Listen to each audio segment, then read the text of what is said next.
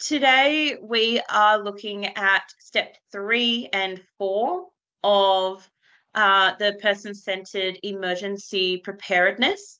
So we'll start with step 3. So step 3 asks you to consider what you will need to manage your supports in any kind of emergency situation, whether that's a natural disaster or some kind of disaster in the home, like a house fire, or like, a pipe burst or something like that.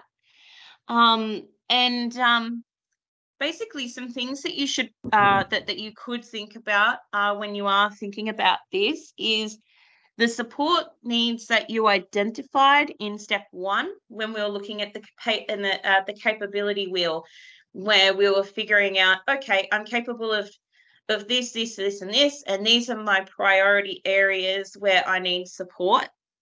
And what you learned in step 2, which we focused on last week, which was about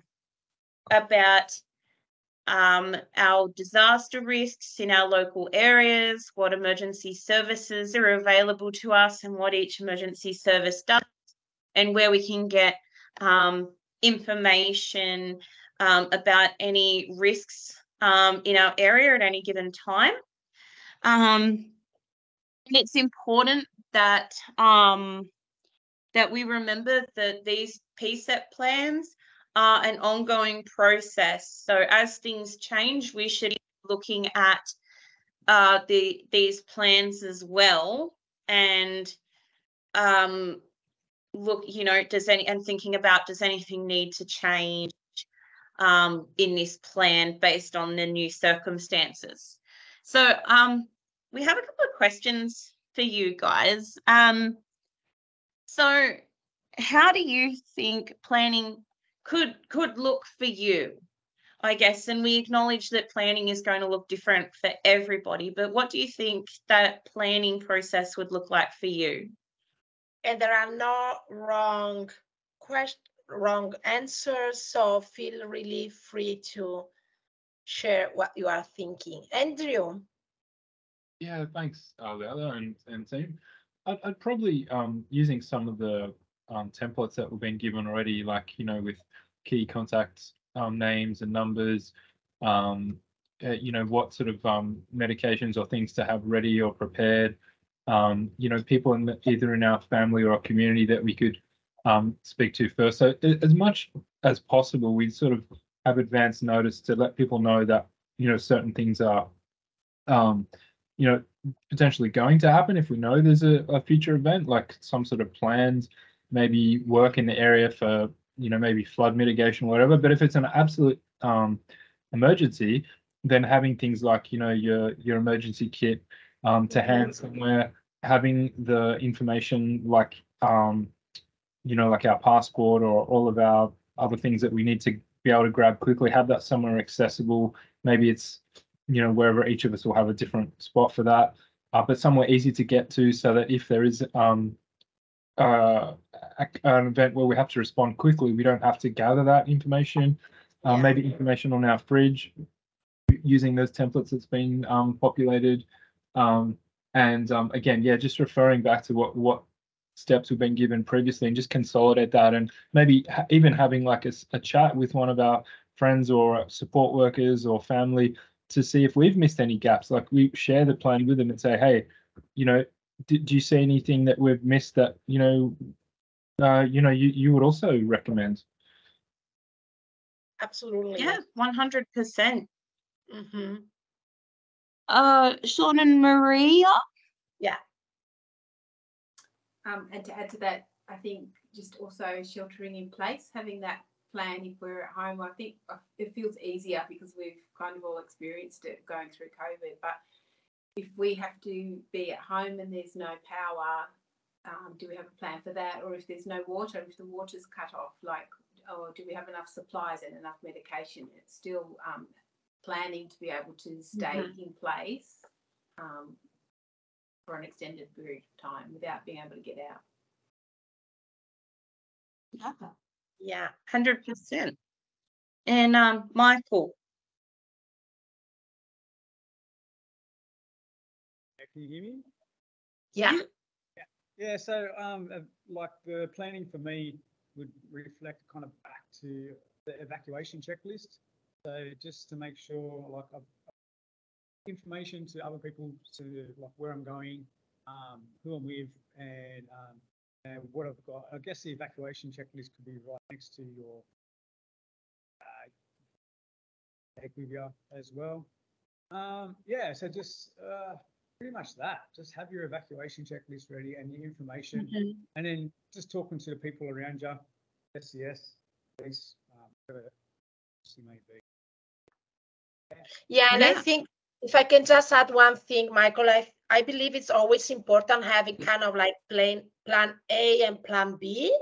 So not thinking only one place, but maybe two, because if something is going wrong with the first plan, at least you have a second one that you can use. This is really important. So think in advance on this, because if something happens, you know, okay, I cannot go there, but I have these other options.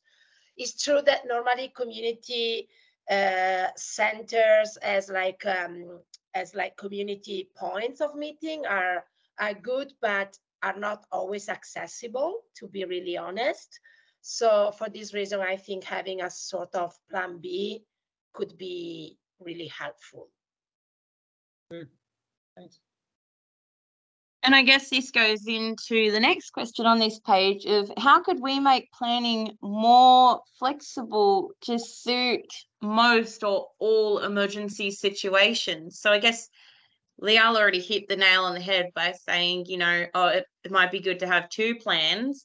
But does anyone else have any idea on how we can make this process a little bit more flexible for I guess your own needs in any given situation? I know that I guess in my own personal situation, being legally blind, I have a plan where either I have a support worker or I walk down to the shopping centre if it's viable. So yeah.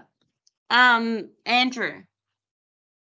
Yeah, thanks, Jade. Yeah, I think you're spot on, right? It's going to depend on the capacity supports that the person needs, right? So, you know, if there are existing templates that, you know, maybe other like emergency agencies or support agencies have already put together where they've validated them in real world scenarios and they've seen that they work really well, you know, maybe we could even start with those as a template, just like you guys have done with the general template, right? So we've got like a need for an emergency kit or we've got need for whatever it might be, but with a specific case, like you said, you know, maybe we also need something for a support animal, you know, maybe that their needs need to be met as well, or maybe, you know, someone's got an electric wheelchair, so they need more power, you know, things and those kind of things, right? So maybe even just breaking it down to the type of disability or capacity support the person wants or needs, and then like having those templates would be really handy, and that would make it easy for you guys from an admin point of view, right? So and for us or anyone who's filling them out, like, oh right, yeah, I really need that. That's an essential, and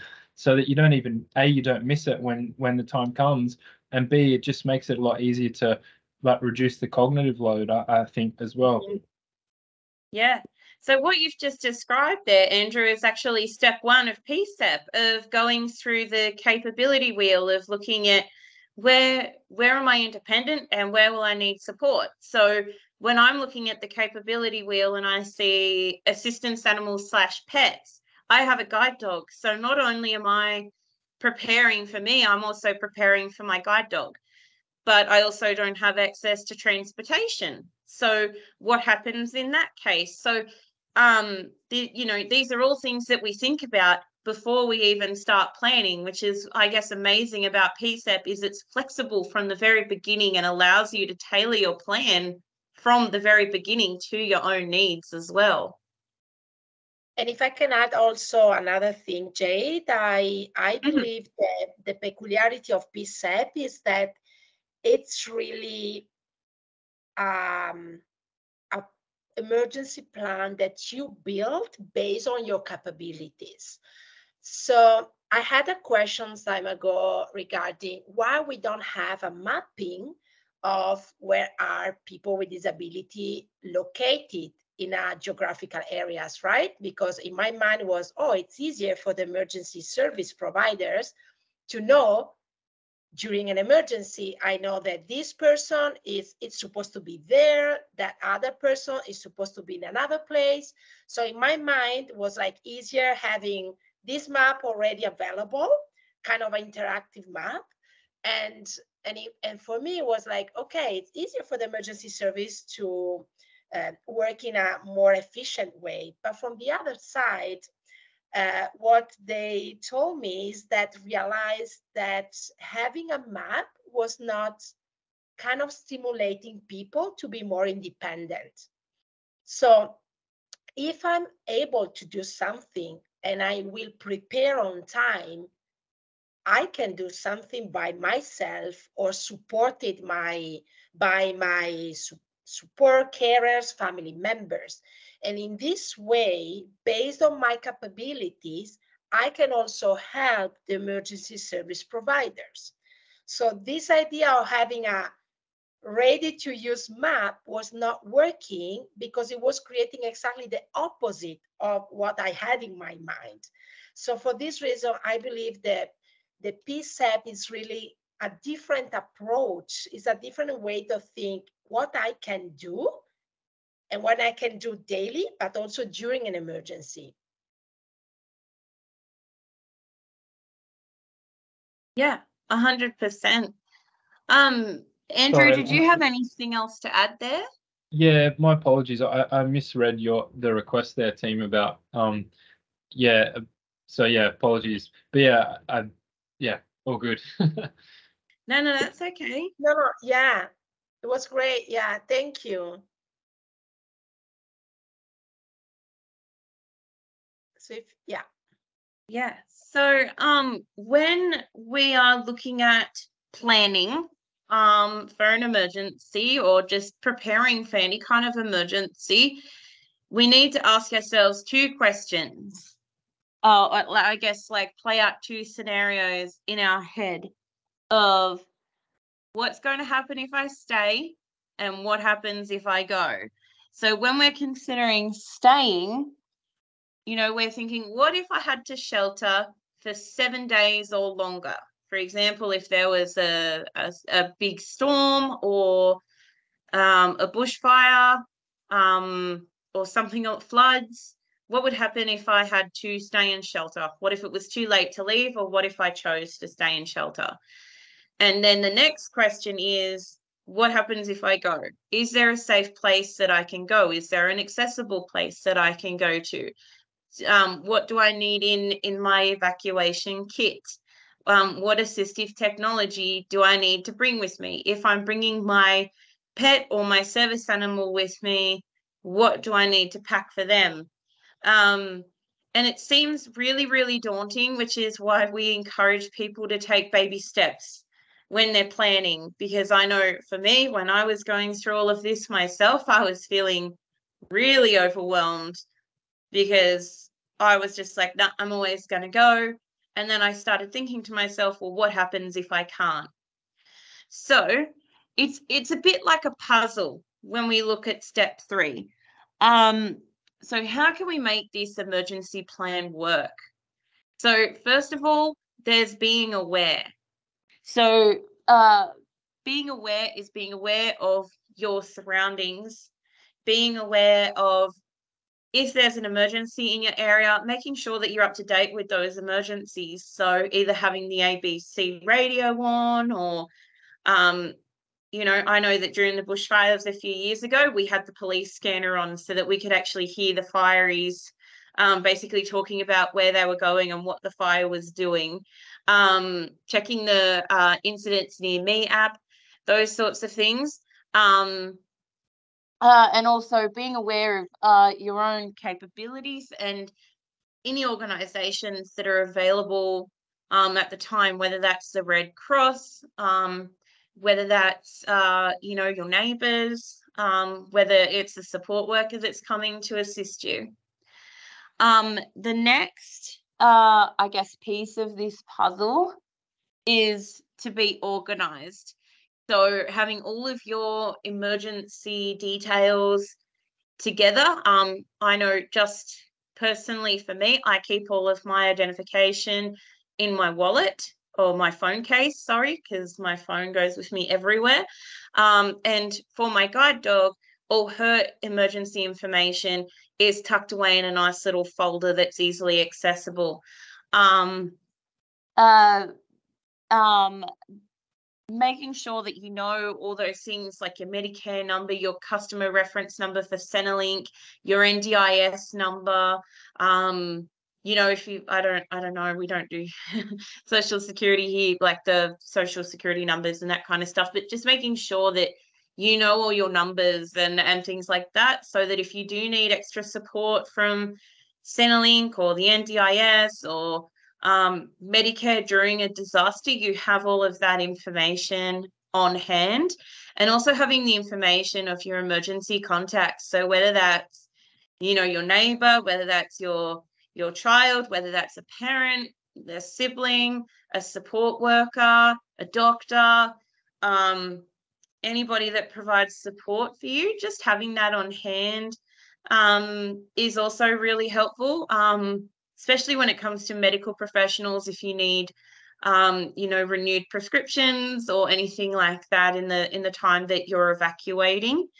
Just add, Jade, the medical prescriptions are fundamental. You don't realize this until you are in that situation, because I mean, I think the extreme context of Ukraine, where we were evacuating people from Ukraine, so with Ukrainian medication that often were coming from Russia, and unfortunately with the war, they stopped to send medication to Ukraine. But when we were evacuating these people from Ukraine to Europe, we weren't able to find the same exact medication in Europe. But for us, it was important to have the medical prescription, because that one allowed us to provide the person the same or the equivalent medication that was available in Europe. So this is an extreme example, I know, but it could be the same also within your country. So we experienced with COVID a lack of some specific medication, and they were imported from other countries. So if you have the medical prescription, this will save always your life. This is really important. Yeah, 100%, Liala. And I think, you know, we've talked a lot about prescriptions in the past couple of workshops, and I know that some people in our group today are very proactive and make sure that the medication in their emergency kits are always up to date and not expired. And you should also consider, I guess, what you'll need in your emergency kit and your evacuation kit. So your emergency kit, I guess, would be, if you were staying in sheltering, you know, things like flashlight, batteries, radio, those kinds of things. And then your emergency kit would obviously, your evacuation kit would obviously be those things that you need to evacuate. I'm guessing those kits would look pretty similar for a lot of people. And the third step, I guess the piece of the puzzle is make it fit.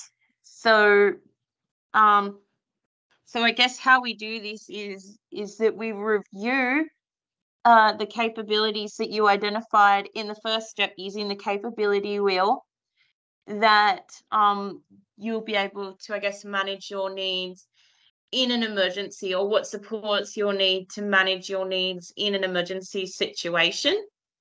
And then you would review step 2, which is, if there's an emergency in this area, you know, for example, flood, fire, those sorts of emergencies, even house fire, leaks, things like that. How do I manage that using what I've learned from the capability wheel, but also what services and supports are available to me in this situation, and knowing how to utilize those services, what numbers to call, those sorts of things. And finally, there are tips and tricks in the workbook, which we either emailed to you or sent out a hard copy.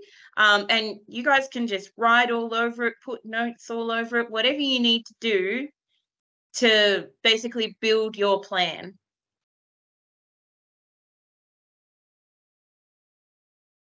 So I guess we have another question for you guys here is, what do you think needs to be included in your emergency plan? So I'll give an example. For me, in my emergency plan, the biggest thing is I need to figure out how I'm going to get out. So for me, it's, do I, if I'm in tune with everything that's going on and give myself enough time, can I walk to get to safety, or is that too dangerous? For example, if I evacuate, I'm going to be carrying a lot of stuff. It's not just me, it's my guide dog as well. So that's kind of what my emergency plan consists of. But I guess, what do you guys think your emergency plan would consist of?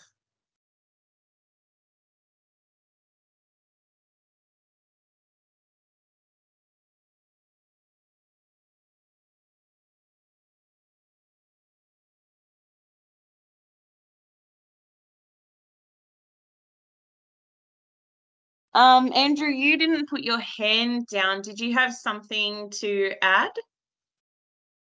Apologies if I didn't, but yeah, I'm happy to share. Yeah, so sorry about that. I have to learn to do that. Yeah, so like for me, I've got kind of like a list of things like for I need sort of magnesium for my neuromuscular condition, things like that. I'll make sure I have that, or make sure I had my, as you said before, things like NDIS number. I've got like a full list of what I would prepare, but even more practically, like in terms of where I live, like I've got like a place to seek like a higher ground in case it was maybe like a flood incident, or like you said, access points. Like how do I, if I manage to get downstairs, then what happens? Like could there be other things I need to consider? Maybe there's a fire as well, or maybe so just trying to have some alternate routes and alternate places that I can know will be both accessible and safe. So that then even if potentially logistics aren't able to get to the area for a while, like maybe I've got things like water on hand, I've got just different things I need, right? And then I've got like a list of other things like maybe pre-charged batteries for phones and all that kind of stuff.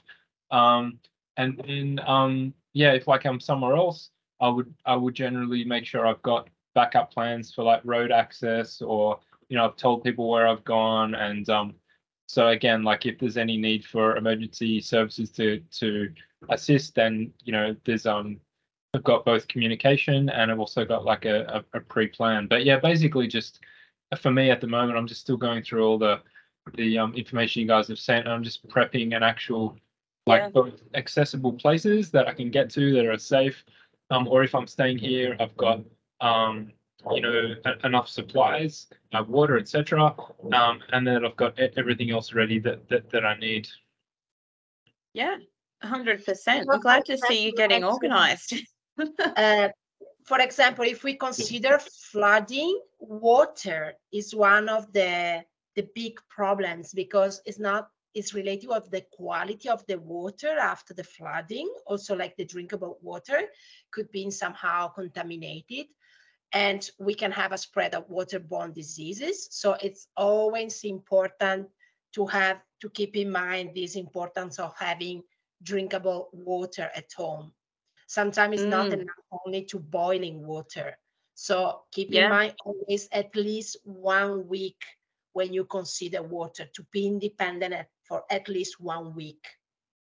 That's a good point, Leila. I don't know if it helps anyone here, but yeah, I found there's this really good purified water called Noble's Puro. It's like an Australian brand, and yeah, they sell it in like 10-litre casks, so you can get it delivered and stuff. And yeah, can make sure that you've got, because maybe, like you said, maybe the taps won't even work, or maybe like there's no power, or maybe who knows. And so yeah, that's a really good idea, just having that just ready is amazing. Yeah, Yeah. absolutely. Sometimes the organization that provide for like chlorine tablets to add, but it's not going to happen the first 72 hours after an emergency because they are not able in terms of logistic. For this reason, always consider to have 1 week of water that is not only water to drink, but it's water to use for washing and for cooking. So it's not only these famous 2 liters per person. You need to add more water, consider that you will need water also to cook and to wash. Yeah. Tanya's written here, if I'm at my parents' place in the wheat belt, a big one is having petrol in the car in case the petrol stations are not like sorry, I've lost my spot here. Are closed or lose power. And Michael has written, my medication, wheelchair, food, water, and phone is the main things I need. Most other items are not a necessity for me. I also saw that Joanne had her hand up, but she popped her hand down. Oh, I just wanted to say I've just got to leave for 5 minutes, but I'll be back. No worries. And Okay. Julie also wrote that we have only 1 way in. So we live near state forest with roads that aren't on a map.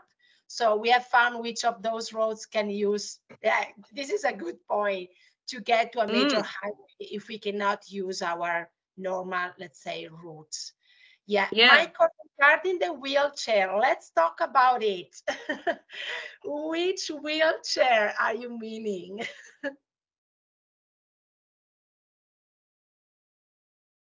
I mean, are you considering an electric wheelchair?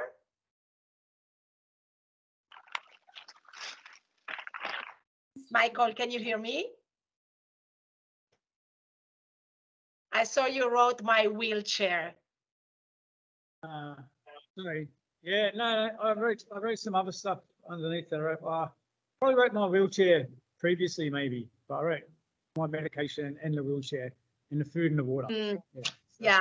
Because a wheelchair is always a big topic, to be really honest with you, as I mentioned, like I think the first session.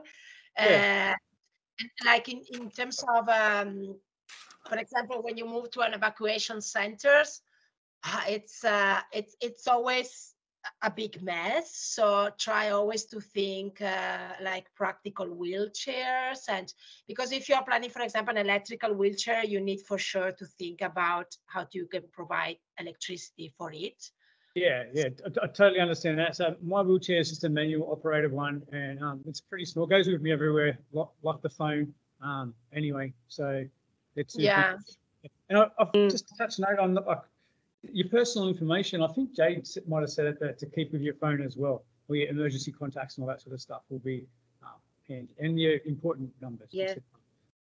One thing that a hack that I found in the iPhone with some of the newer iOS updates is you can actually set people in your phone as emergency contacts, so that if something goes wrong, you know, God forbid, you know, there's an emergency and you can't get your phone for whatever reason, an emergency service person would be able to access those emergency contacts and contact the people that are listed as your emergency contacts in your iPhone. So I don't know who uses iPhones. Personally, I use it for accessibility. It's got great features for blind and people with low vision. But I do know that some people prefer Android, but I can only speak to iPhones in this case.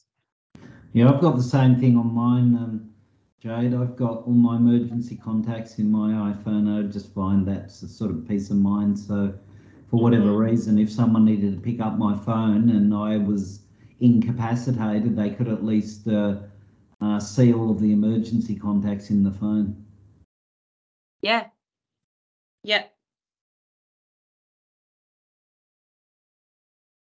And also just remember that everybody's emergency plan is at least going to look a little bit different, because we all have different needs and different capabilities and different supports in our life. Julie has written, we also decided to go old school address and contact book as well. We keep it in the grab bag, and just in case we don't have power to charge phones. So I remember being a kid, and I remember moving from one school to another and having everyone, like all my classmates' addresses in a little address book. So I definitely remember those days. It's a great little idea. This is a great idea, Julie. Always remember to use a waterproof container bag or whatever. Also, like, you know, the Ziploc small bags, just to ensure that they will be safe by, like, from the water. Yeah. So we've just got some, I guess what could possibly be included in an emergency evacuation kit in using the different areas of the capability wheels. So in communication, we've got create a health passport. So whether that's, you know, your Medicare card, your prescriptions, I don't know, evidence of I don't think that we should have to carry around evidence of disability, but if you feel comfortable doing that, 100%. You know, contact details for your normal general practitioner, any neurologist, anything like that. Really important to keep on you, so that if something happens, they, you know, emergency personnel know exactly who to call and who to communicate with.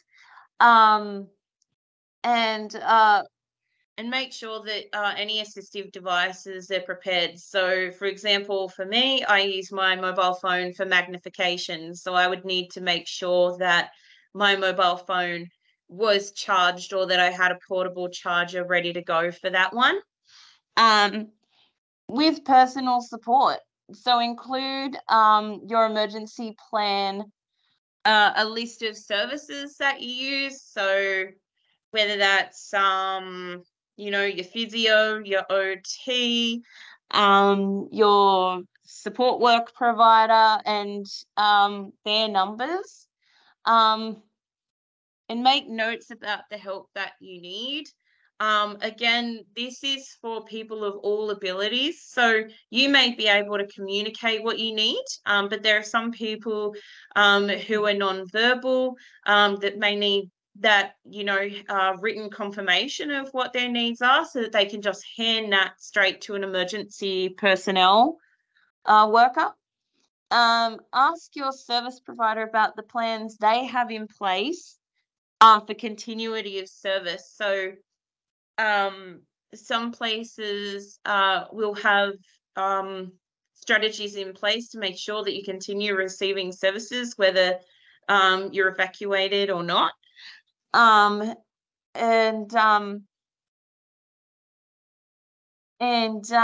Share your emergency plan information with the people who support you, so that everybody's on the same page. Jade, if I could just add something.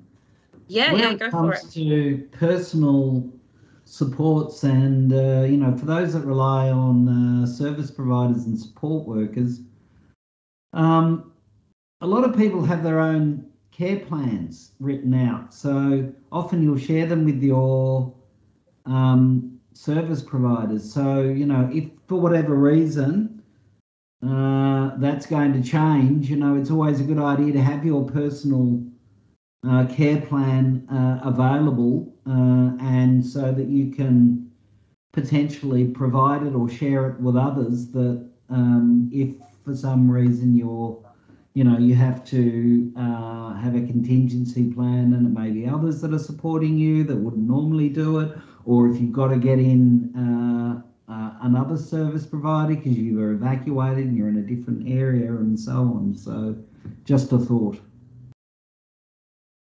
Yeah, and yeah, Jade, excellent point, Tony. And just to add another thing, you will find a lot of information in those slides and a lot of tips. but everything you can find the workbook. So don't feel like overwhelmed of all those information. Are just some tips and some things that we think is important that you consider when you are planning your emergency plan. So you will find everything in the workbook, and you will find like some question that maybe you need to think about, and yeah, just to specify this. Yeah, so because all this information is in the workbook, I'll just breeze through it quickly then. So with management of health, you should consider, obviously we've talked about it, keeping copies of your emergency plan, of your prescriptions, of any important medical documents, numbers of your health professionals, making sure that you've got medication as well. For assistive technology, identify the priority assistive technology that you need. So, for example, is it feasible to take my electric wheelchair or power wheelchair with me, or do I need to call the NDIS and organise for funding to be released for a rental, for the short term? Or is it possible for me to use my manual wheelchair for a short period? And is there somebody to assist with transfers? And for people, okay. And if you are going to take your power wheelchair, how are we going to power it? So assistance animals, I've talked a little bit about this already because this is something that I have to consider, but it's also something that we need to consider for our pets as well. What's going to make our pet comfy? Do we need to bring their bed? Do we have a week's worth of food for them? Do they have any medication that they need to be taking in that time? So for things like flea and tick, my poor girl's allergic to the world, so she has to take antihistamines. So things like that. And transportation. Am I independent with transport? Is this something that needs to be factored into the emergency plan? Do I have someone who can assist me with transport? Those are all questions that should also be considered when putting this plan together, because I know for me, as I've identified, transport, really, really big issue, because we don't want someone like me behind the wheel of a car. So next is the living situation. So how do we prepare the home? If I'm hearing impaired, do I need to install smoke alarms that flash when they go off? Or do I need a vibrating pillow if something goes wrong? So having that emergency kit ready, flashlight, radio, batteries, clean water, all that kind of important stuff that you need to survive if you were going to have to stay in shelter. Keep your phone keep your phone near you, in case you need to call emergency services, or somebody's even trying to get in contact with you to check in on you. I know that when there's an emergency, and if I have reception, I get flooded with phone calls and text messages from my service providers and from my family and from my friends. And inform the power company that someone in your household relies on power to sustain equipment. So if there's a power outage, they know, okay, at this address, it's really vital that we are making sure that this is a priority, or that we keep them in the loop of what's going on, so that we can keep their, for instance, CPAP machine running for them. A generator as well, generator, yeah. And also generators aren't expensive, so I mean, that's something. Yeah, I'm pretty sure you can pick them up at Bunnings. Thought about from my own place. Yeah. I didn't even think about generators until we had a power outage because of bushfires and realized how important those actually were.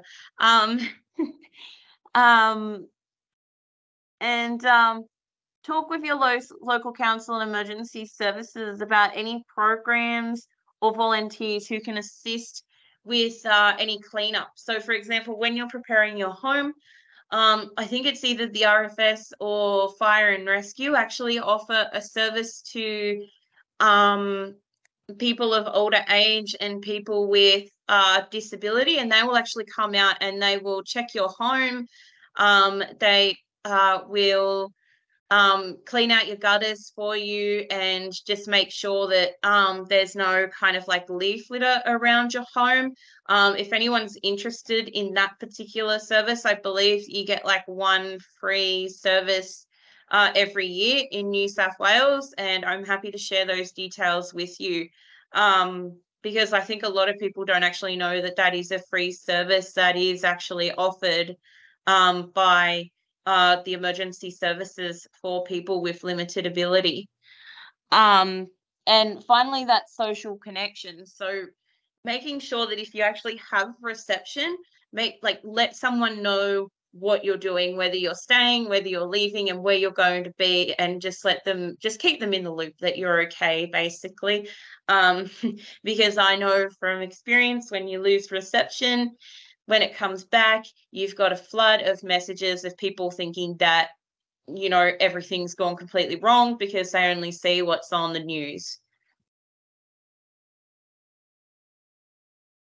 And just to add another thing, Jade, always mention to be aware of the risk of the area where you are, but this is also valid if you are moving from your area, if you are going, I don't know, for a vacation, 2 weeks in a different place. Always be aware about what's going on in that area, if the risk is different from the area where you are living, if you are going to stay in a different hotel, house, accommodation, whatever.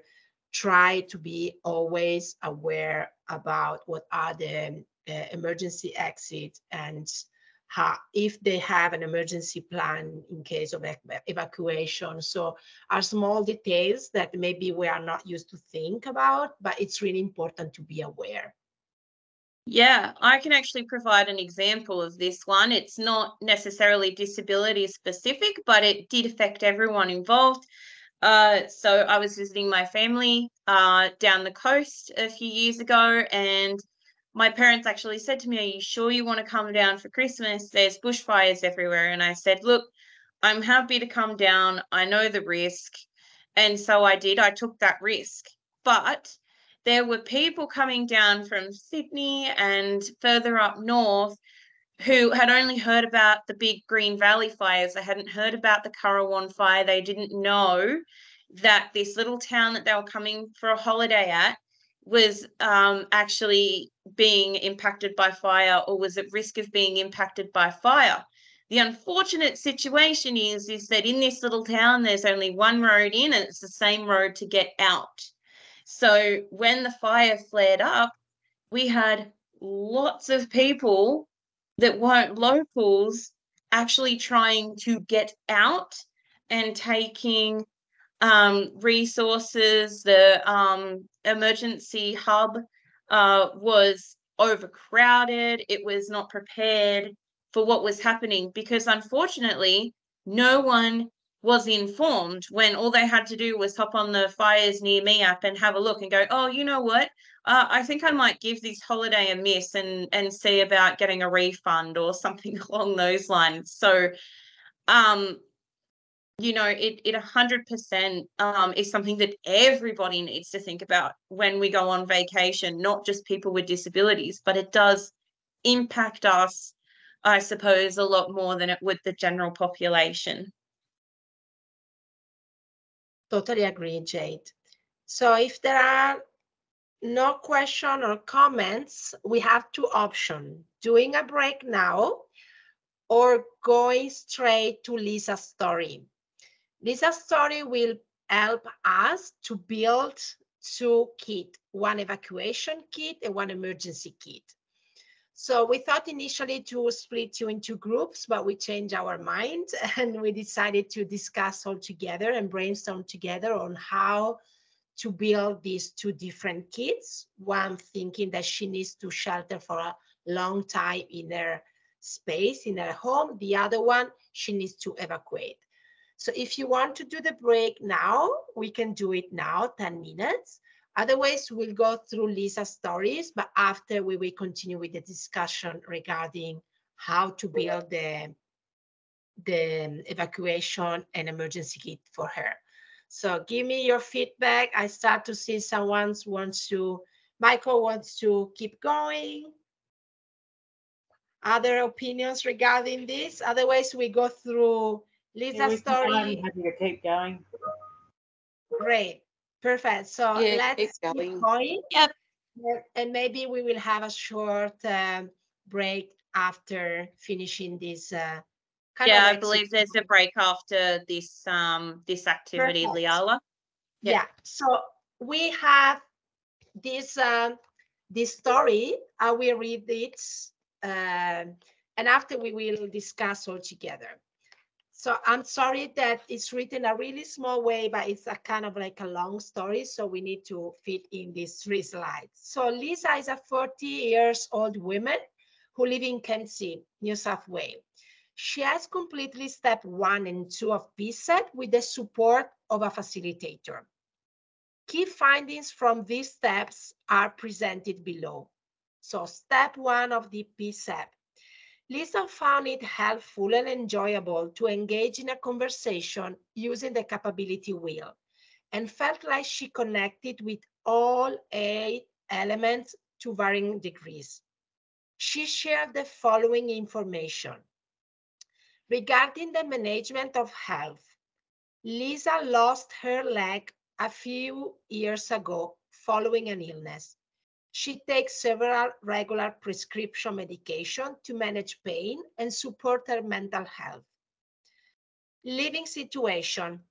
Lisa lives alone in a single-story home in that backs onto bushland. Lisa has lived in this house for her whole life and it's fully accessible for her. Assistive technology. Lisa has a prosthetic leg that she uses each day. She also has a spare prosthetic in storage. Lisa listed lots of small assistive technologies like a shower chair, a long handle reacher that support her complete her day-to-day activities safely and independently. She made a point of saying that these little pieces of equipment are as of not more important to her well-being than her prosthetic leg. Communication. Lisa has a smartphone, but shared that she has trouble using this. Lisa reported that she is confident getting information from the internet, but doesn't have great connection. She shared that she prefers to get information by listening to the radio or speaking to her neighbors. Social connectedness. Lisa is recently widowed and her closest family members are her adult son and daughter who live in Port Macquarie, 55 kilometers away. When mapping her support networks, she identified that she's unlikely to be able to rely on them for support during an emergency. So she identifies several close friends in Kempsey who she sees several times per week and reported have a good relationship with her neighbors. Assistant animals and companion animals and pets. Lisa has 2 cats that she has adopted this year. Personal support. Lisa has received formal support to support her home maintenance and access to the community. This includes supporting her to access medical appointments, visit her friends, and do her weekly grocery shop. And the last part of the capability wheel is transportation. So Lisa does not drive. She has several modes of transportation, including using public transport asking her friends to drive her or community transport via her disability support provider. So this was the step 1. Moving to the step 2, past experiences of emergency. Lisa was impacted by the bushfires in the local area during summer 2019-2020. During this event, Lisa evacuated to a local public evacuation shelter. Lisa was prompt to evacuate when the local police knocked on her door. Lisa described the experience of evacuating traumatic and difficult to speak about. She shared that she had a strong preference to stay at home, as it is equipped with everything she needs. Because she was not prepared to evacuate, she did not anything packed. She shared that she was quickly able to gather some essential, but if she had to do this again, wish she would have more time to gather more things, including photographs of her families. She also shared that she would need to find a different place to go, as the evacuation shelter was not suitable or accessible for her. Understanding local risk and self-assessing level of preparedness. Lisa identified bushfires as the hazard as posing the greatest threat to her safety and found it helpful to complete the bushfire household assessment tool to better understand her local bushfire risk. Lisa also reached a fact sheet about how to prepare her home for bushfires. 2 things on this list stood out to her as being relevant to her, and were clearing out her gutters and staying informed so that she can leave earlier. Lisa rated herself as 3 on the scale of how prepared she was for emergencies. She described that she feels very well prepared for an emergency that would require her to shelter in place. However, would find evacuation of any kind very challenging. Lisa also shared additional considerations she has now that she didn't have during the previous bushfires, including the safety and well-being of her 2 cats. Starting step 3 with Lisa. In Lisa's case, the information and insight gathered in step 1 and 2 have been organizing using the capability wheel, as well as key activities completed in step 2. Reflecting on the information with this lens allow for several gaps in Lisa's current level of preparedness to emerge. So now that we have already reached step 3 and we are almost at the end of this workshop, let's think and let's plan together the emergency kit for Lisa, knowing her story and knowing her background, and the evacuation kit for Lisa. And let's think also which kind of gap needs to be filled and which kind of barriers she can find and have found during this experience she had. So again, there are not wrong answers. Just let's try to work all together, because different inputs can help to create a proper emergency kit and evacuation kit. If you have any question, please feel to ask whatever you are thinking about. If you need to go through again the story of Lisa, we can also move back, Tony, to the previous slides. So Lisa has this amputation. She's living in this house that is completely accessible for her with her 2 cats. Her family is quite far away, but it seems that she has a good connection with her neighbors and friends that live close to her. She requires assistive devices, if you remember, and she rely also on support, especially for transportation. So let's start together to think what Lisa could need for an emergency kit. So stay in shelter kit. Let's think that Lisa can stay in her house, but she needs to stay there for a long time. What do you think she will need?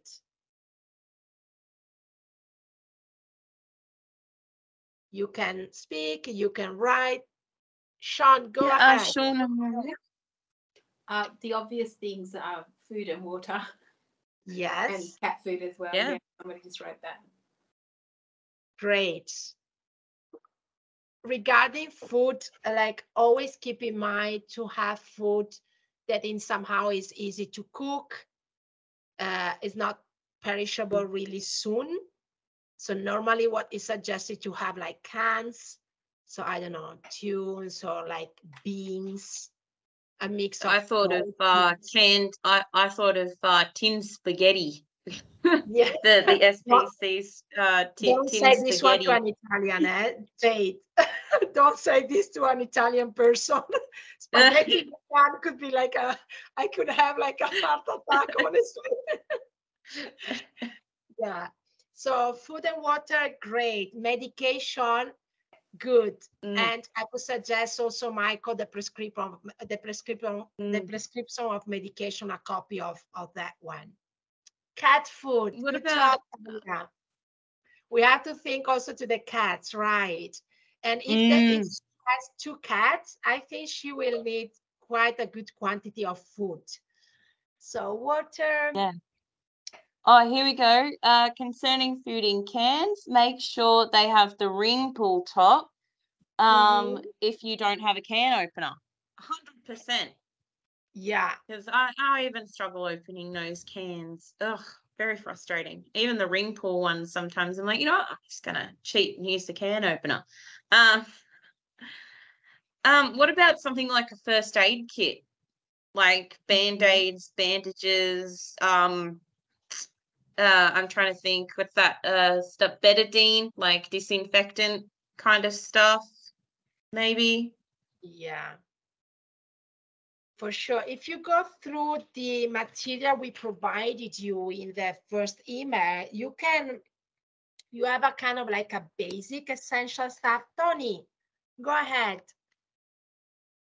Yeah, I was just thinking of Lisa's circumstance, and I know she said that if she had to evacuate and it was to an evacuation centre, and I would have the same concern about accessibility.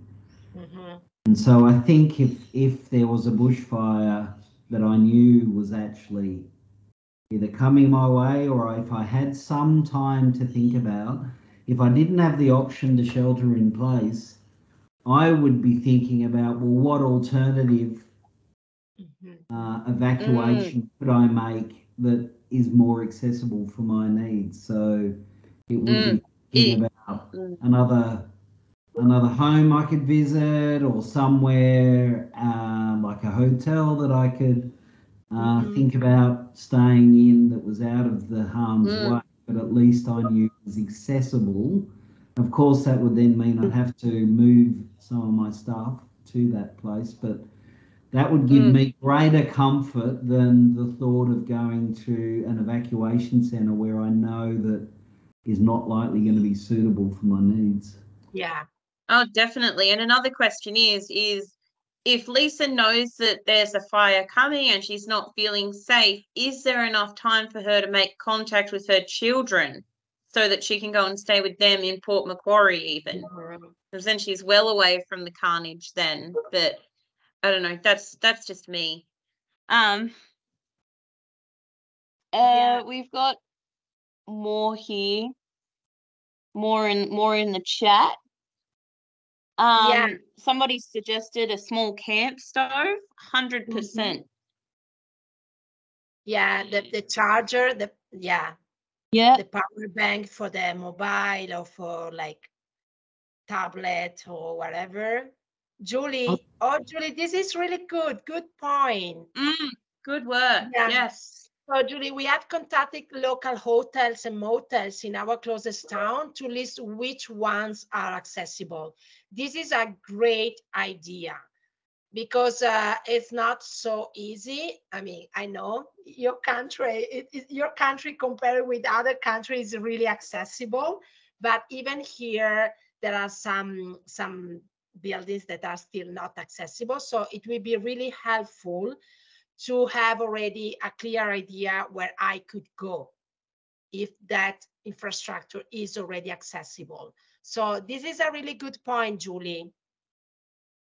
I believe, tell me if I'm wrong, but I believe there may even be phone chargers that have solar panels. Yes. I think I might have seen somewhere. I need one of those. Yeah. And if you run out of power, it's a handy idea. I don't know how expensive they are. So yeah, it was just a thought. Yeah. Good connection with neighbors and friends to support. Have a good point, as we say, like our support networks is really important, especially if I have to stay in my place for a long time. So cat foods, yes. So the poor cats needs to be also covered during this time. We have contact local hotel. Okay, so I'm still there. Food. There we go. Yeah, to ask local council if they can suggest some option. Yes, this is another good option. As we mentioned in the previous session, there are some specific person in the local council, like the limo, that can provide you with this information because they have specific plans if an emergency will happen. So this is a really important point. So just call them and contact them and feel free to do it because this is really important. And for sure, they need to provide you with this kind of information. So I think that for the emergency kit, you find a kind of like a summary in this paper we sent to you.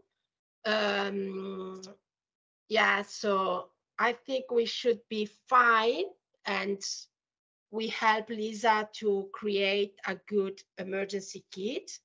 In case of evacuation, consider everything that we already mentioned before. So the place where you need to go to inform your family members or people that you know where you are going, and yeah, clothing, shoes. So bring with you something that it will be helpful during the staying in this place, because you don't know for how long at the end of the day you are going to stay there.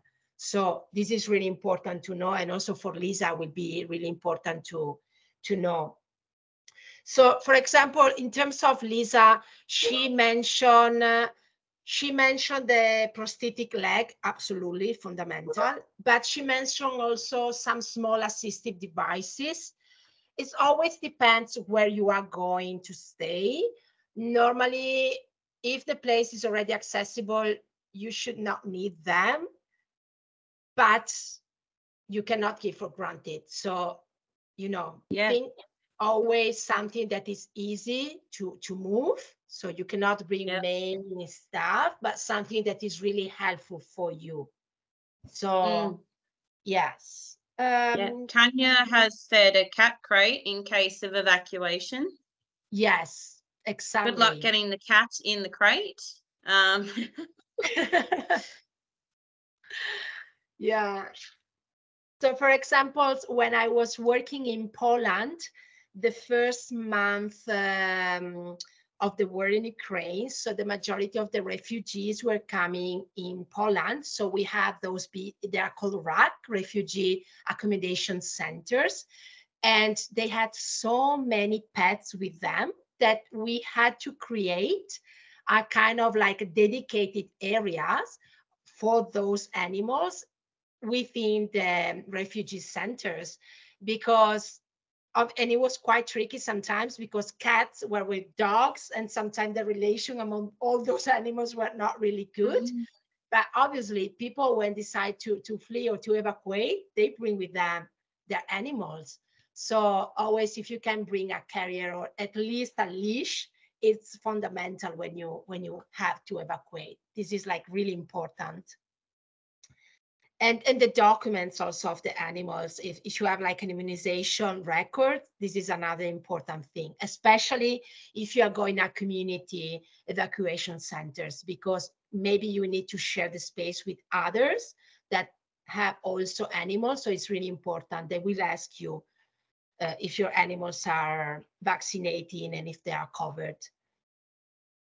Yeah, so any other inputs, comments, question? I think we helped Lisa to have like a good emergency and evacuation plan. Sean, go ahead.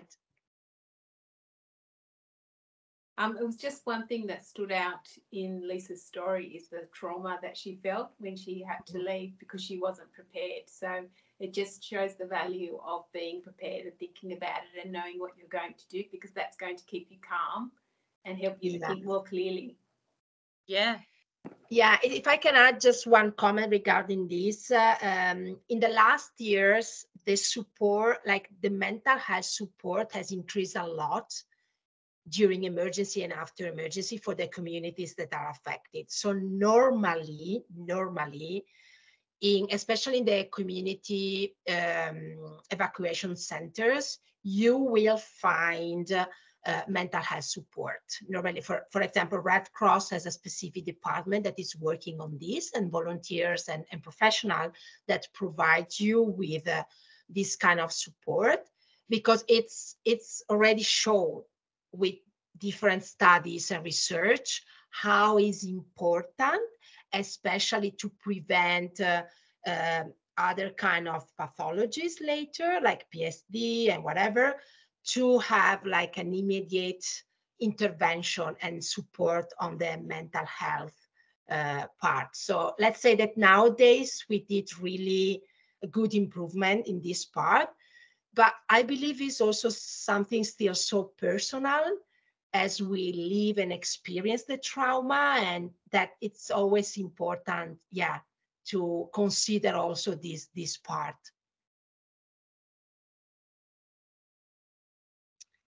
So if there are any other comments or question, we can also take a short 10 minutes, 15 minutes break, what you want, what you prefer.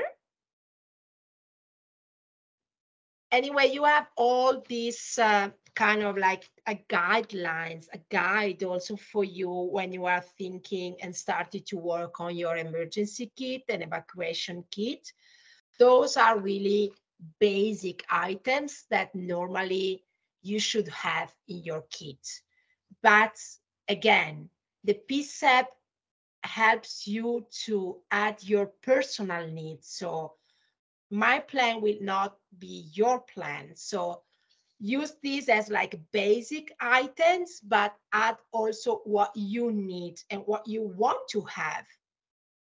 What makes you feel better in the case, for example, that you need to evacuate and stay in a place that is not your place, your house, for a long time. So if you have kids, for example, just bring with them some toys, just like small things, but can change completely the quality of life during those critical moments and times.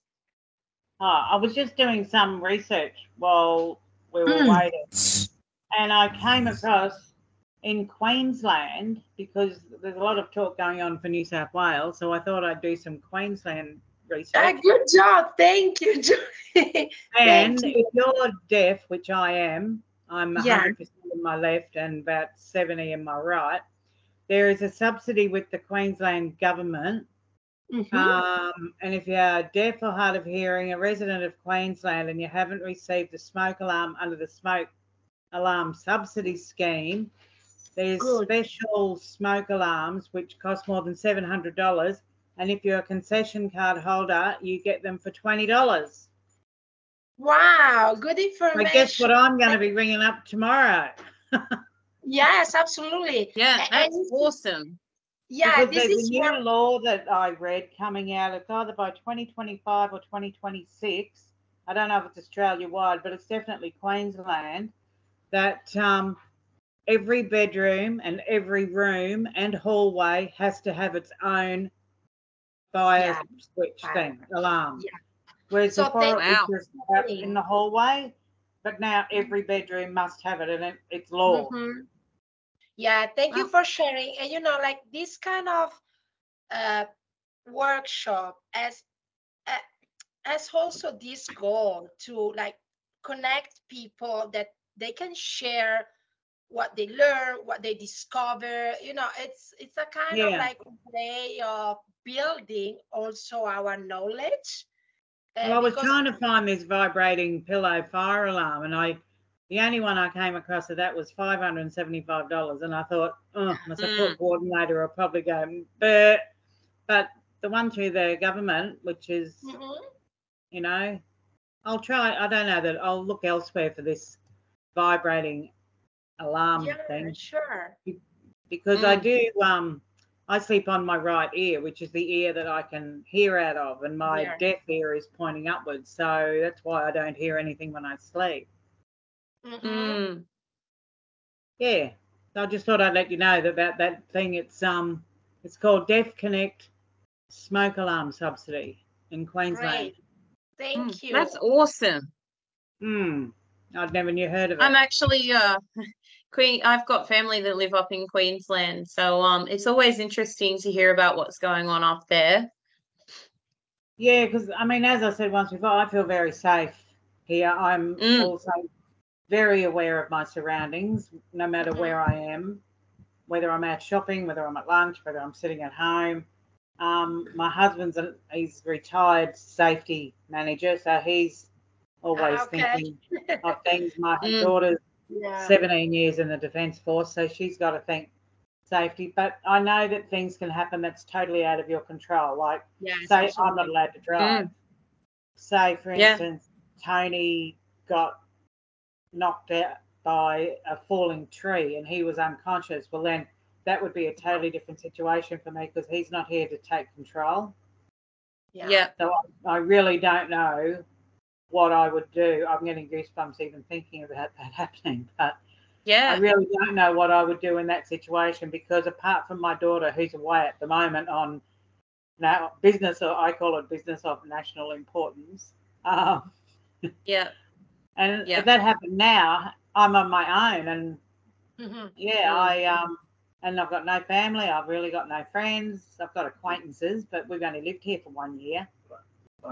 You know, so things like that. I mean, there's people I could ring that would be here, but in a panic, no matter how well planned you've got something, in a panic, plans go to crap.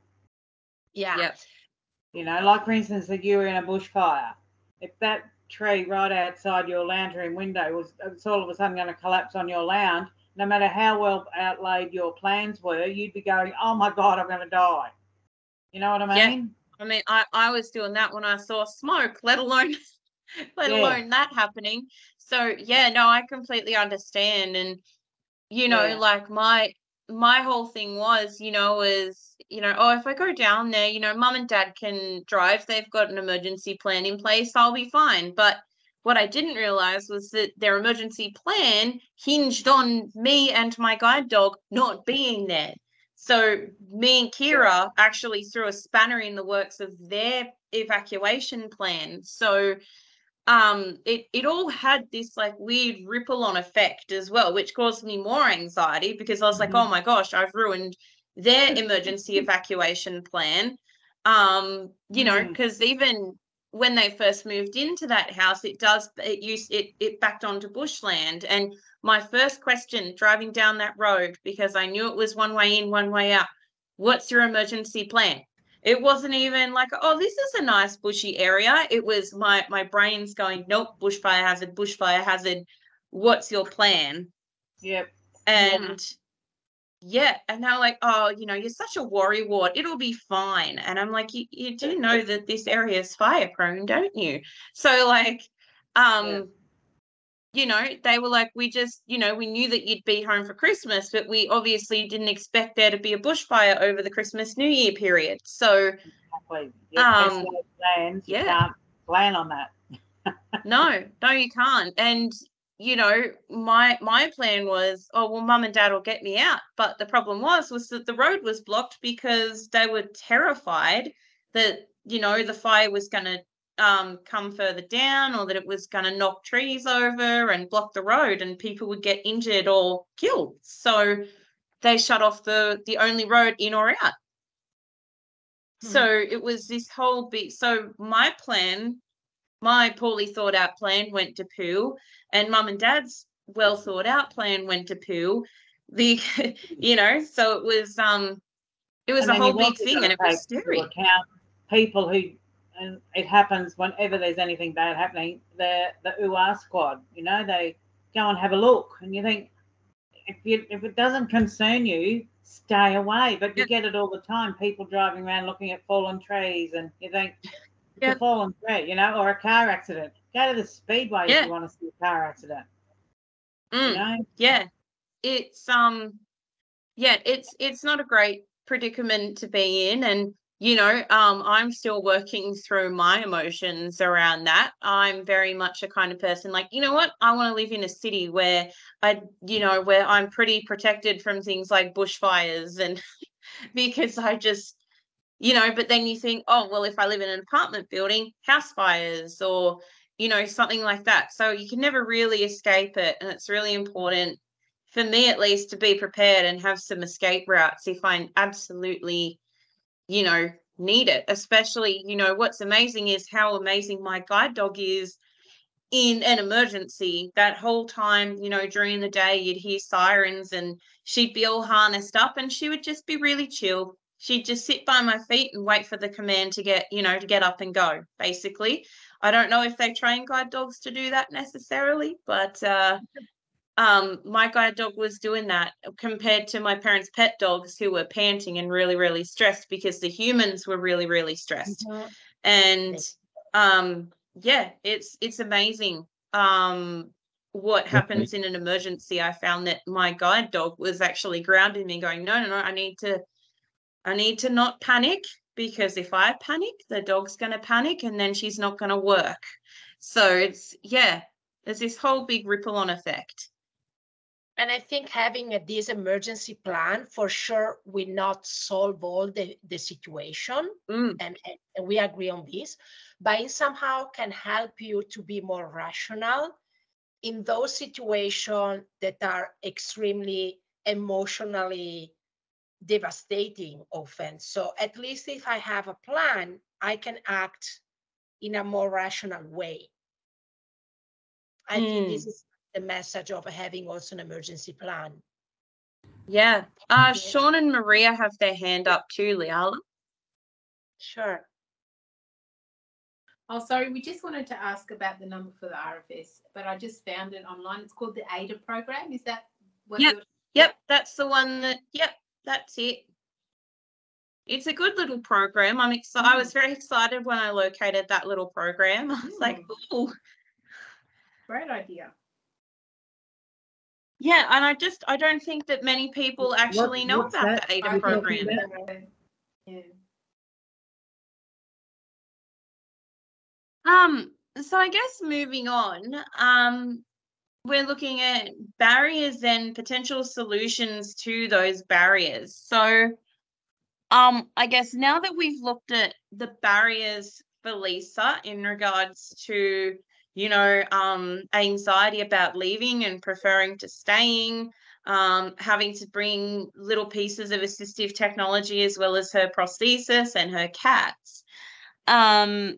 And also, you know, if she does have to evacuate, what's the accessibility looking like?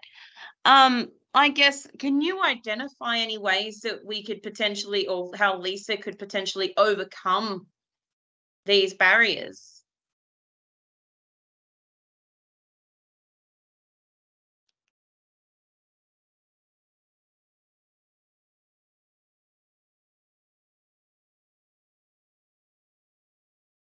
Shauna Marie, you still got your hand up. We did cover some of the barriers and overcome them prior to the break. Yeah. There were a few suggestions put forward. Yeah.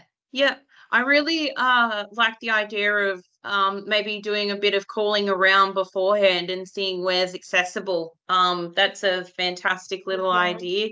Having those emergency contacts ready, especially because, you know, her children do live 55 kilometers away as well.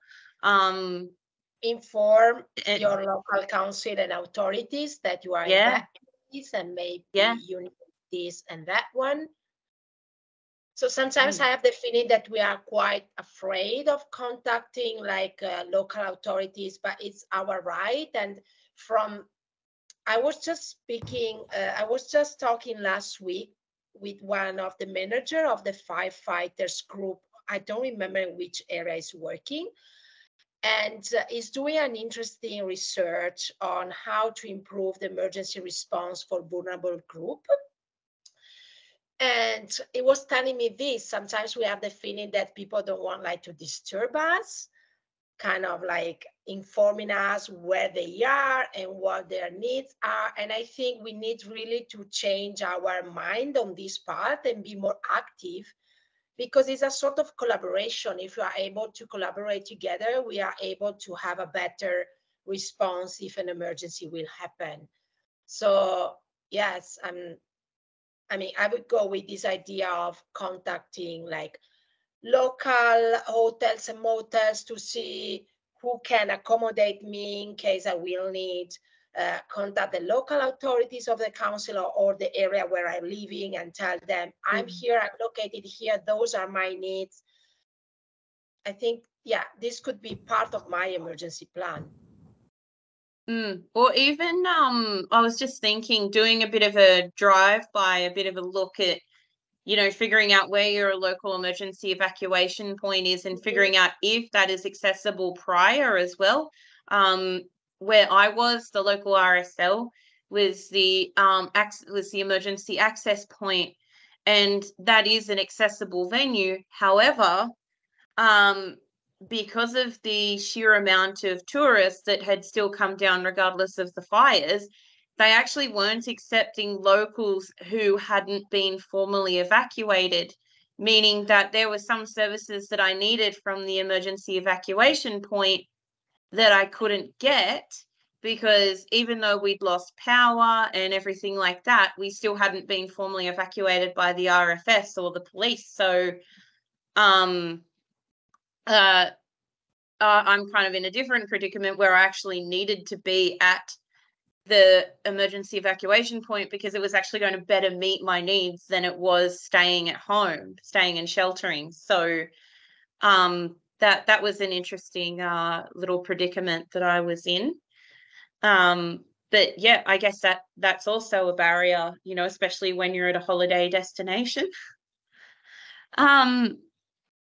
So I guess applying the knowledge. So using everything that we've covered in workshops 1 and 2 around the capability wheel, what you've learned about your capabilities and where you need support and where your areas of priority are, and also using all the information that we've spoken about in workshop 2 around knowing your risk, knowing your hazards, knowing what could potentially affect you in your home or out in the community. I guess, have you kind of found any gaps in your emergency plan? And I guess some questions that we consider and we can consider, and that I guess if you're happy to share your thoughts, we're more than happy for you guys to do that. But some questions that you may want to consider are, what are my priority areas on the capability wheel? So as I said, for me, it's transport and assistance animals are my 2 main priorities. What are the local risks or hazards in my area? Who can support me in an emergency situation? How can I prepare my home for an emergency? So these are all questions that we ask when we are planning.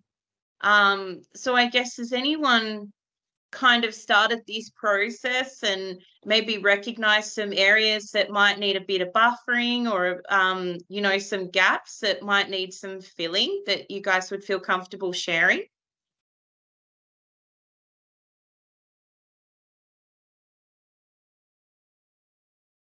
Yeah, Sean and Maria.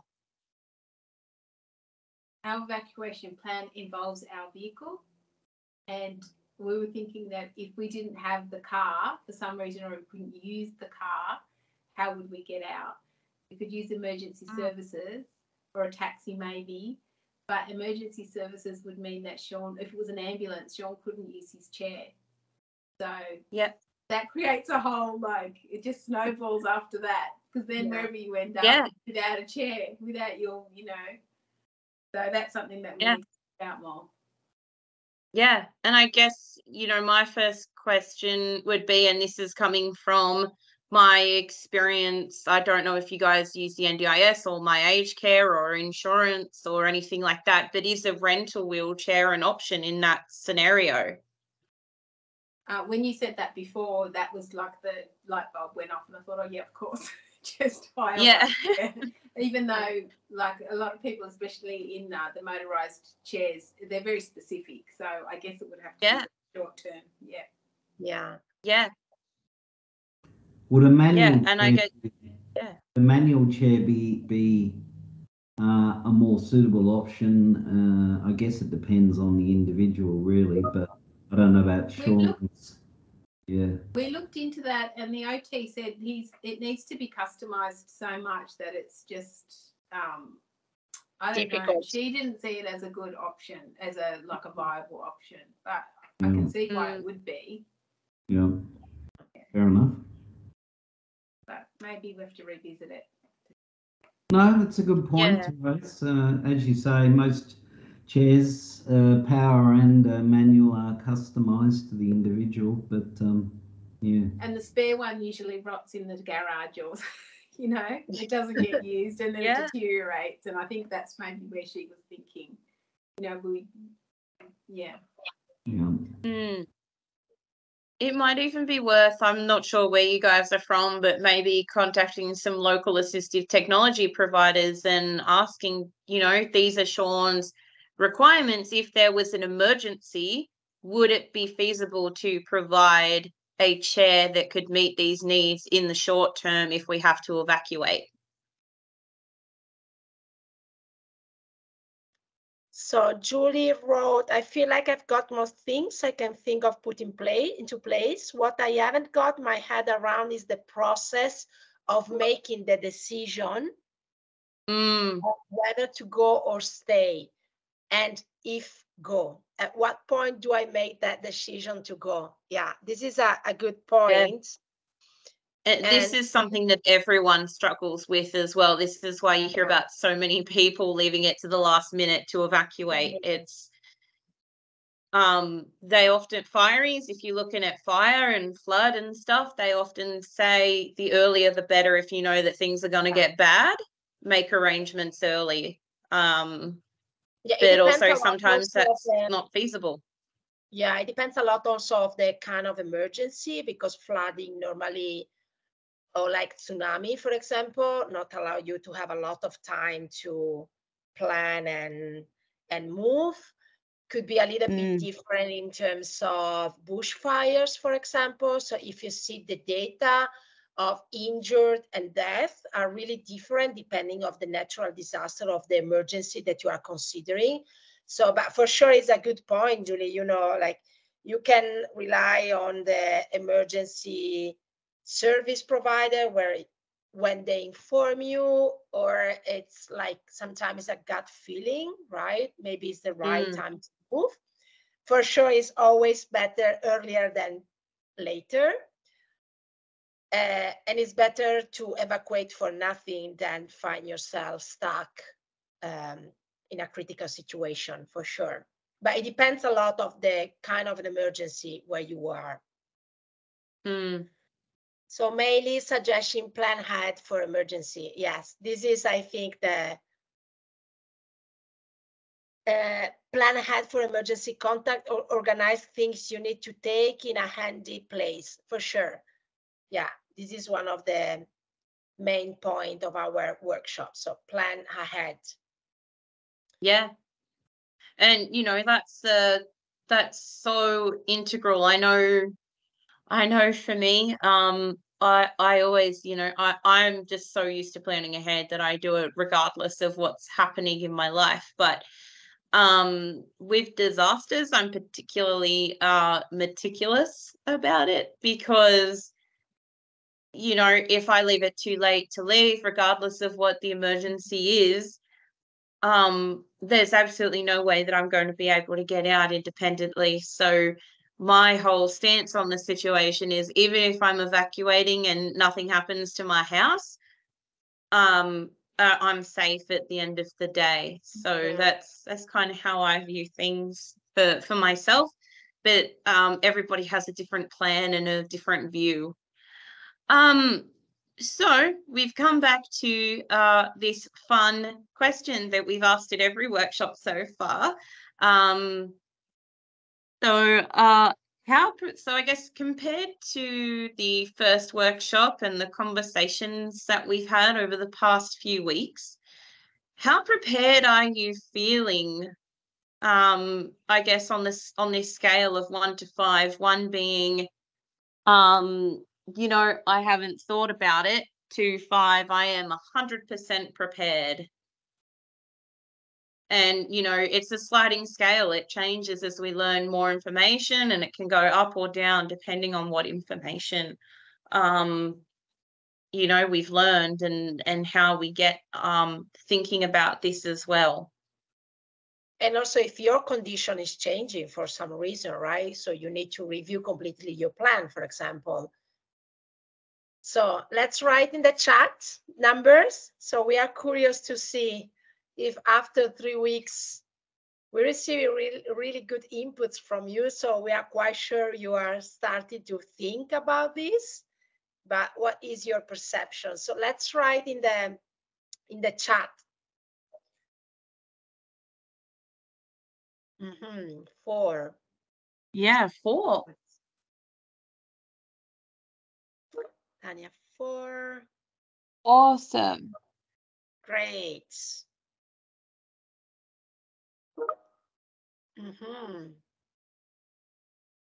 Yeah, and exactly, like some parts you can be like more 3, in some parts you can feel like more ready and more prepared. So as we mentioned several times, it's a process.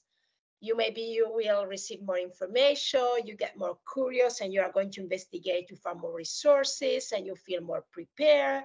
So I think the first step is already like, is be conscious and aware that we need to do something.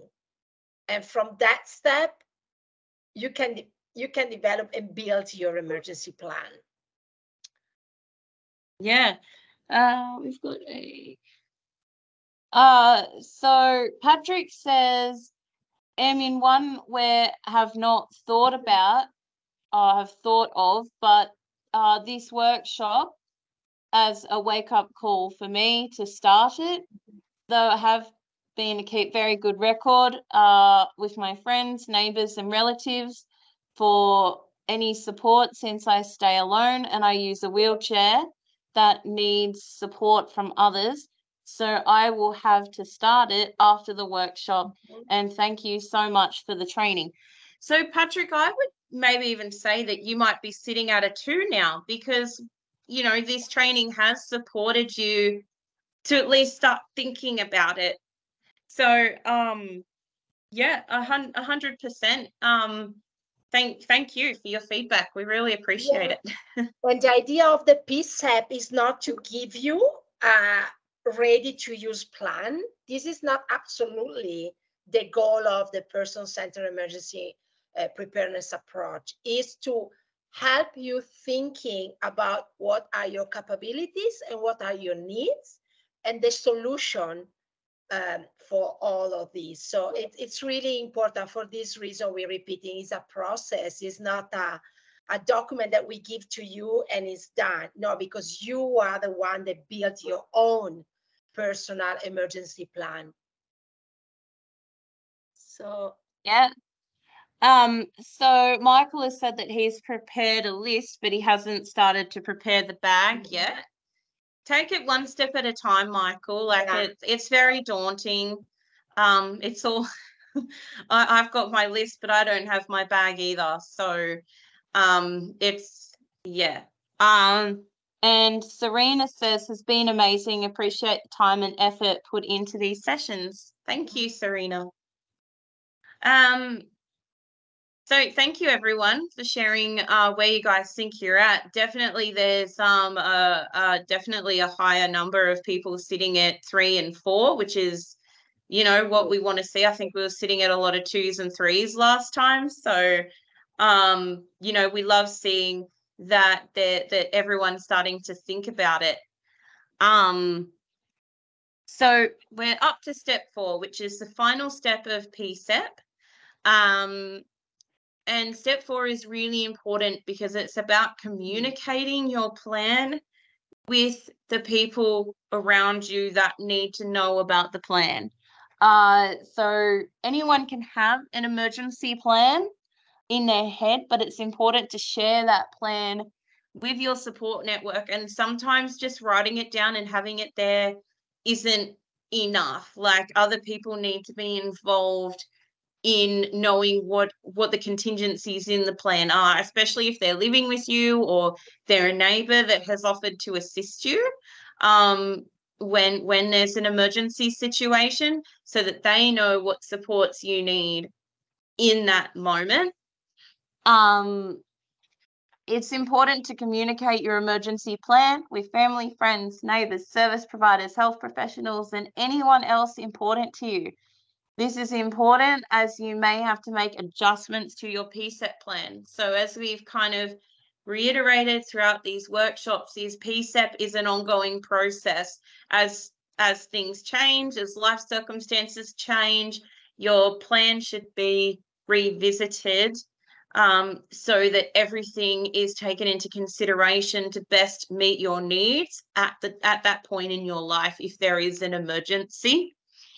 And finally, you can make a list of the gaps that you identify in the emergency plan and communicate that with the people in your circle. So, for example, you know, a gap in my plan is fire safety, for instance. I can't get on the roof and clean the gutters because I can't see that kind of stuff and I don't have depth perception. It's very dangerous. So looking at something like the AIDA program through the RFS is a way that I'm going to be able to address that gap in my plan, for instance. So even sitting down and having a think about that.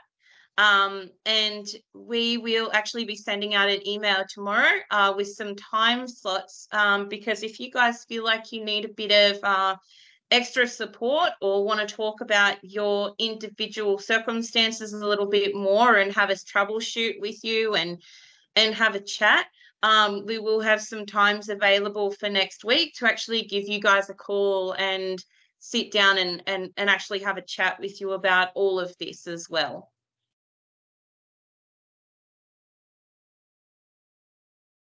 Does anyone? Oh, yeah. So this next slide is just some examples of gaps in emergency plans. So some people don't even have a support worker to check in on them. Some of them have a couple of different people who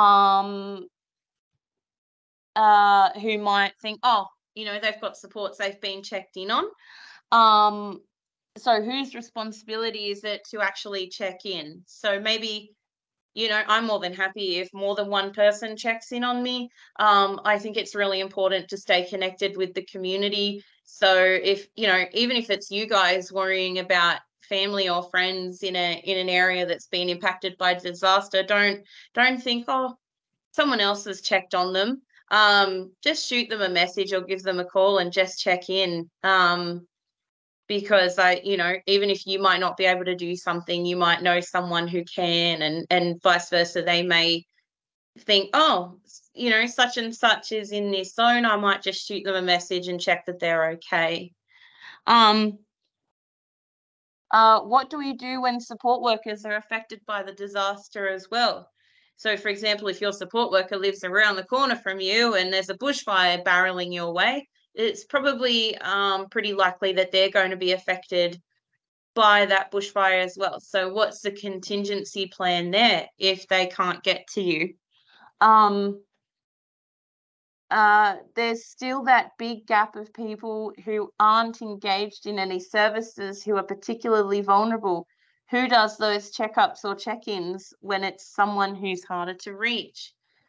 So again, whose responsibility is that? Is it, you know, it's important that those people that are harder to reach out, but also who do they reach out to if they don't have services and supports involved? And Liala, if it's okay, the last one's a little bit small for me to read. Absolutely. He was best placed in home in terms of equipment and everything he has, it's all set. But if push comes to shove and the order's coming up, he's got to go. But how does it get out in terms of his total reliance on a wheelchair and that access? So he would have to make a call really early. And so basically it's about his support network and thinking ahead around that support network. Yeah, it's huge for him. And I'm guessing that that's huge for just about everyone in this group today as well. So, you know, and Julie mentioned it before, when do I make the call that it's time to go? Because, you know, like those of us with limited mobility, you know, we don't have the ability to wait until the very last minute to leave, especially if we've got to pack assistive technology, get assistance animals ready, make sure that we've got everything that we need for things like wound care or medications. It's hard to make the call sometimes. And you know, do I leave really early and you know, just go, or do I wait it out and see what happens? So, and then who can support me to do either of those options as well? So Liala, I'll let you talk about this. So essentially we have arrived at the end. We would like again to ask you where you think to sit on this preparedness scale, and if this series of workshop assisted you to start thinking, but I believe you already somehow answer us. What we are going to do tomorrow, I will send you an email with a survey. This survey will help us, first of all, to understand how we did this workshop, if you are quite satisfied about this series of workshop. It was the first time for us, so it will be really important for us to understand how we can improve, how we could do maybe in a different way. But it's also important for us to understand if we were really able to provide you with some important information to help you to get more aware about this emergency preparedness plan. So I think we already tackled this part, Jade, and they already told us how they feel. So we already saw some improvements. And again, the idea was not to provide you with a ready to use tool, but more to have a discussion with you. So if you can move ahead, Tony. So tomorrow you will receive another email from myself, I'm so sorry, with two important parts. One will be this survey. I promise you it's a really short survey, but it's really important for us. And another one will be a document where we provide you some day and time that if you want to receive a call from our side, we will be more than happy to do it. It's just like a moment to support you if you need any kind of support, to share with you any kind of thought you still have and question maybe you still have, but it's an individual. It's like a personal time that we want to share with you. I think this group was quite a really good group in terms of interaction and having the possibility to share our own experience, but maybe with an individual call, we can also support you more in a specific way if you need it. So the third information is, please, if for the person with disability, if you did not still answer back to my previous email with your physical address, please provide it to me, because to be able to send you this gift card, we need your physical address. The last message is, again, remember that preparedness is a process. It's a continued process. And bushfire season is approaching here in Australia, unfortunately. So I think it's a good moment to start to think, oh, maybe I should prepare like an emergency plan. And yeah, that I think it's all from our side. I don't know, Jade and Tony, if you want to add something. For sure, thank you so much. I think you learned something from us, but we learn a lot from all of you. And this is one, like a really enrichment moment for us as professional, as person with disability too. So thank you so much again. Jade and Tony, I leave you with a last thought to share.